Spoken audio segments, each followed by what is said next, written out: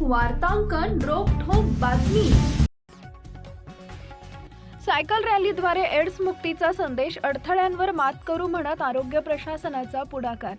जागतिक एड्स दिनाचं औचित्य साधत आज धुळेकरांनी सायकल रॅलीच्या माध्यमातून आरोग्याचा आणि जनजागृतीचा महत्त्वपूर्ण संदेश दिलाय। जिल्हा रुग्णालयातून सकाळी 8:30 वाजता या विशेष रॅलीला सुरुवात झाली। अडथळ्यांवर मात करू, एकजुटीनं HIV ला लढा देऊ या संकल्पनेवर आधारित ही रॅली शहराच्या प्रमुख भागातून म्हणजेच गुरु शिष्य चौक, टॉवर बगीचा ते महानगरपालिका मार्गाने फिरली। जिल्हा शल्य चिकित्सक डॉक्टर दत्ता देगावकर आणि विधी सेवा प्राधिकरणाचे ॲडव्होकेट ज्ञानेश्वर महाजन यांच्या उपस्थितीत पार पडलेल्या या रॅलीचा उद्देश एड्स विरोधी मोहीम मुख्य प्रवाहात आणणे हा होता। विशेष म्हणजे केवळ आजचा दिवस नाही तर 1 ते 15 डिसेंबर हा पूर्ण पंधरवडा आता जनजागृती पंधरवडा म्हणून साजरा केला जाणार आहे। या काळात शाळा, कॉलेज आणि गर्दीच्या ठिकाणी विविध उपक्रमांद्वारे प्रशासन जनजागृती करणार आहे।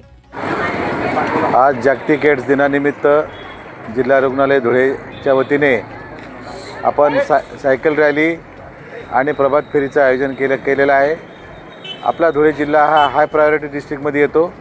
याचा अर्थ धुळे जिल्ह्यामध्ये HIV एड्सचं प्रमाण जास्त आहे आणि हे प्रमाण कमी व्हावं याकरिता लोकांमध्ये जनजागरण व्हावं, जागृती व्हावी याकरिता या रॅलीचं आयोजन करण्यात आलेलं आहे। या वर्षीचं जे काही घोषवाक्य आहे त्या घोषवाक्य आहे, अडथळ्यावर मात करू आणि एकजुटीने आपण सर्व मिळून HIV एड्स विरुद्ध लढा देऊ।